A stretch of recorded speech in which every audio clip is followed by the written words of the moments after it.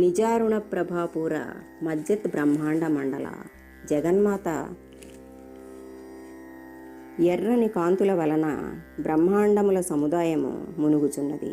తన ఎర్రని కాంతి ప్రవాహములో భేదము తెలియనంతగా మునుగుచున్న బ్రహ్మాండ మండల సముదాయము కలదగుట చేత జగజ్జనని నిజారుణ ప్రభాపూర మజ్జత్ బ్రహ్మాండ మండలాయని కొనియాడబడుచున్నది.